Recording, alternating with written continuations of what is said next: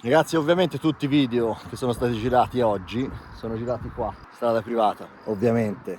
Benvenuti nel mio nuovo studio e questo nuovo studio lo voglio battezzare per farvi vedere quello che fino ad oggi è stato il miglior monopattino che io abbia mai provato. L'impresa oggi è ardua perché purtroppo non so se sarò in grado di trasmettervi quanta qualità c'è in questo mezzo. Anche perché realmente qui siamo su un livello superiore. Ne ho provati veramente tanti e mai nessuno mi aveva dato certe sensazioni. Oh, soprattutto, vi devo dire una cosa, questo qui a fine recensione andrà in vendita, quindi quando avete capito che livello ha e se è una cosa che vi può interessare, fatecelo sapere qua sotto perché ha un prezzo veramente interessante. Quindi mi raccomando, scriveteci anche questo, non solo nei commenti ma in tutti i nostri canali social. E adesso andiamo alla sigla.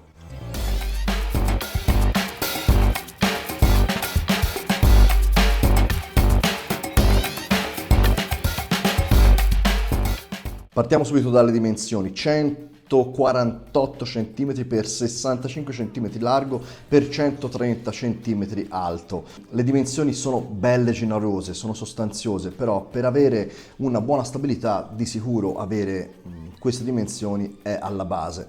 La cosa che più mi ha stupito è stato il peso, perché pesa circa 52 kg.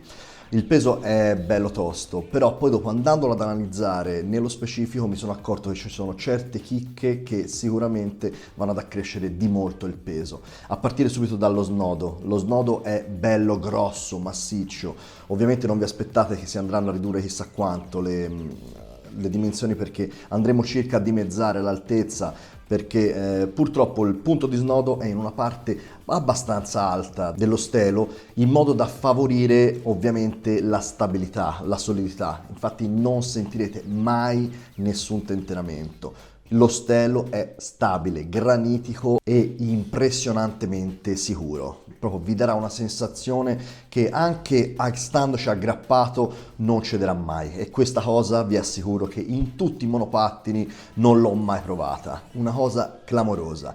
C'è tanto materiale, ma poi dopo le piccolezze, come i cavi che passano all'interno coperti da guaina e da una molla per evitare che l'alzare e l'abbassare lo stelo vada a danneggiarli, sono piccolezze che fanno capire quanta cura c'è stata nel creare questo monopattino.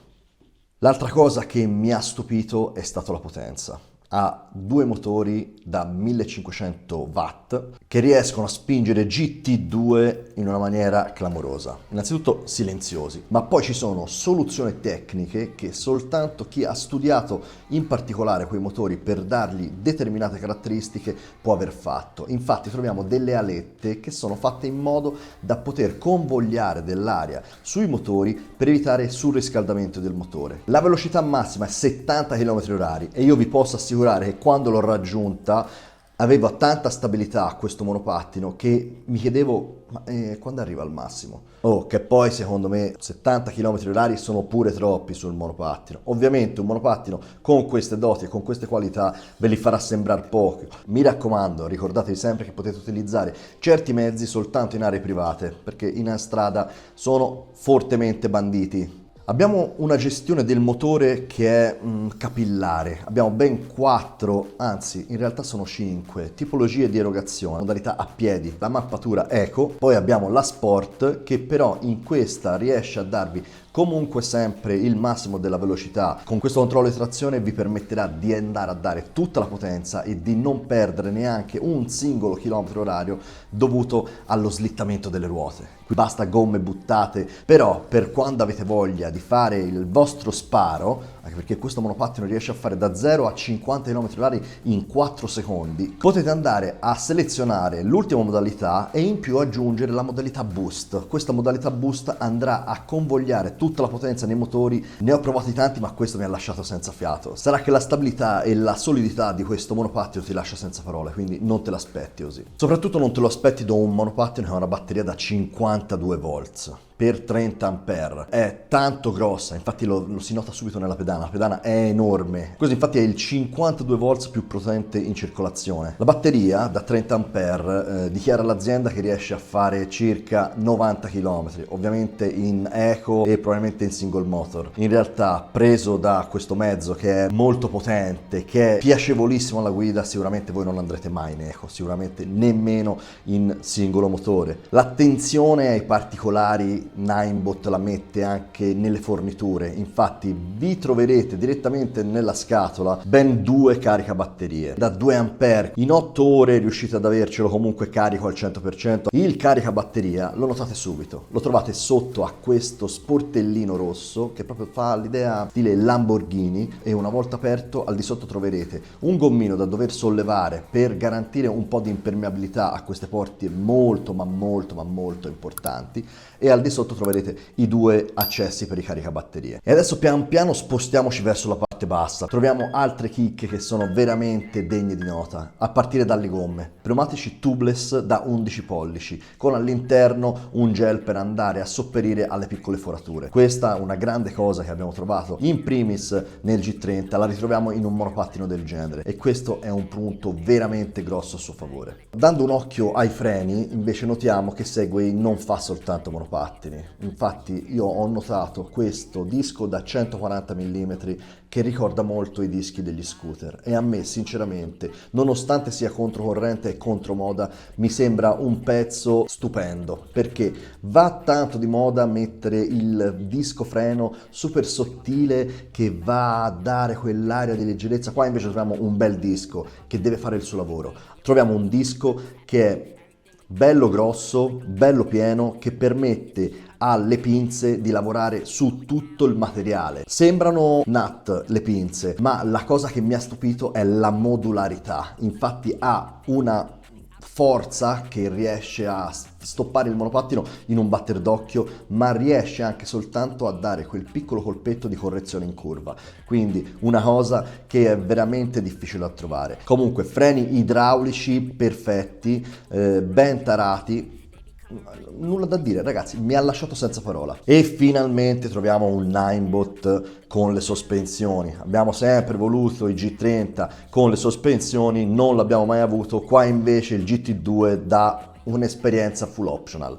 Infatti abbiamo sospensioni sia anteriore che posteriore. L'anteriore, appena l'ho vista, mi ha ricordato molto un monorim, però montato al contrario, e vi posso dire che lavora bene, lavora da Dio. Non so se è merito della sospensione idraulica e a molla, che ha oltretutto anche la possibilità di andare a settare la durezza. Semplicità, una praticità di utilizzo, cioè qualora abbiamo bisogno di andare a regolarla basterà andare sul pomello ed è sempre comodo e raggiungibile. In più l'altra cura al dettaglio che ha Ninebot la troviamo nella sospensione anteriore, cioè abbiamo dei bulloni che sono addirittura segnati e marchiati direttamente dalla casa madre. Questa cosa si può trovare sia nella sospensione anteriore che nella sospensione posteriore, e la cosa che è fatta perfetta è l'ingegnerizzazione, perché anche qui troviamo, per vedere se si sono allentati dei bulloni, una piccolezza che però vi fa capire che c'è stata una persona che ha fatto un controllo qualità, che è andato a vedere e a segnare quelle viti lì, cosa che altri brand se lo sognano proprio. Il telaio è in alluminio, un alluminio di buona fattura, si vede proprio, è tanto grosso, c'è tanto materiale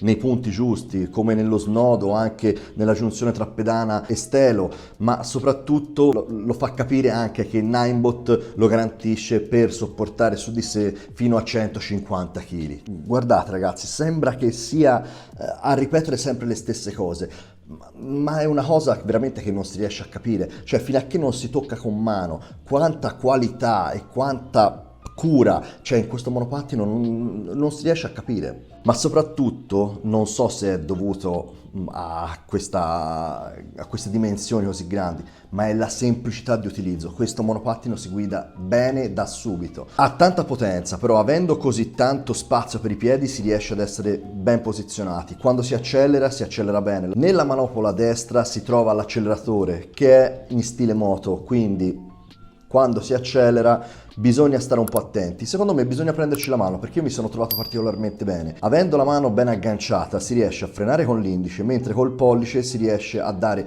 l'accelerazione. A seconda di quanto giri riesci ad avere. Se vuoi tutta la potenza, giri tutto e subito, ti agganci e hai tutta la potenza subito. Altrimenti, se vuoi andare in turbo a 20 km/h, basterà avere un po' di delicatezza e saper dosare bene questo acceleratore stupendo e vi riuscirete ad andare a questa velocità. Una cosa che io vi assicuro pochi altri riescono a fare. Altro punto che pazzesco, cioè voi fate vedere una foto di soltanto quello, il display, e sicuramente tutti capiranno del GT2. È un display stupendo, trasparente, quindi una cosa che lascia a bocca aperta subito, ma oltretutto lì c'è tutto, si riesce a capire tutto quanto, velocità massima, in che marcia siete, l'autonomia residua non solo come percentuale ma anche come chilometraggio, quindi più o meno riuscite sempre a capire quanto ancora potrete andare in monopattino. Ma poi andando a selezionare i vari selettori si può accendere e spengere la luce, selezionare le frecce, anche perché è dotato di frecce e posizionate in maniera strategica perfetta, fanno una luce della Madonna, vi vedono sempre benissimo, hanno questi prismi che moltiplicano la luce del LED che c'è al suo interno e quindi siete sempre ben visibili, una cosa stupenda. E adesso, dopo avervi raccontato tutto questo, io vorrei arrivare un attimino alle conclusioni con voi. Il monopattino viene venduto a circa 3.000 euro. Il prezzo ovviamente non è da tutti, però monopattini del genere non sono da tutti.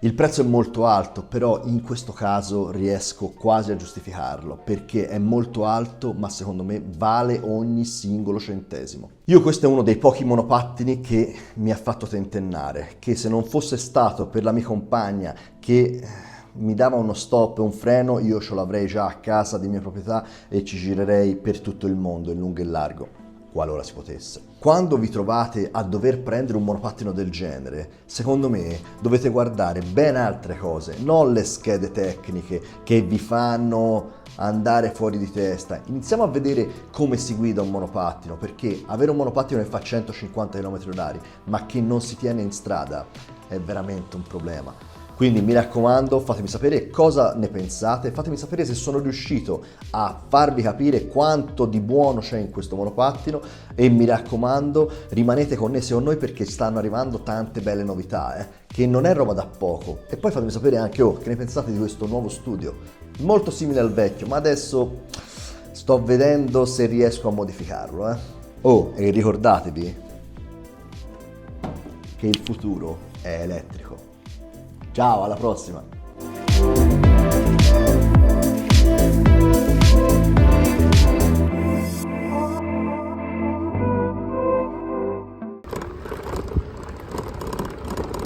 Fermati un po'.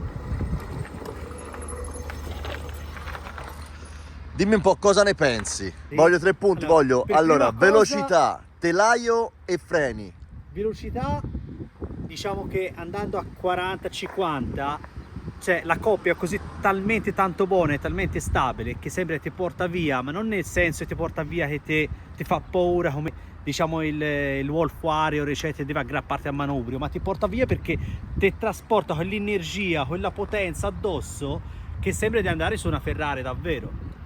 E poi, da come me l'hai descritto, anche dal videochiamata che abbiamo fatto l'altra volta, e al telefono, a immagini eccetera, non me l'aspettavo così, non ho mai trasmesso veramente com'è questo mezzo, cioè quando l'ho visto realmente, fisicamente proprio. Cosa ti ha colpito più di tutto? Cioè più di tutto la linea, diciamo, come te lo spiego, cioè non trovo manco le parole per spiegarlo, cioè è veramente così talmente grosso che non sembra neanche tanto grosso perché è tutto compatto, tutto un pezzo. Basta vedere i freni, sembrano piccini, ma vi garantisco che ha una frenata neanche come se fosse un'auto. Ecco, ora facciamo una prova, vado di là e freno solo con il freno anteriore e sinceramente se l'avessi fatto con il Wolf o con il GT, con il King, no, con il Wolf e il King, mi sarei capotato in avanti. Invece con questo ve lo garantisco che non ti fa quell'effetto. Cioè, vi rendete conto? Stavo andando a 35 km/h e inchiodare così all'improvviso nessun monopattino secondo me riuscirebbe a fare.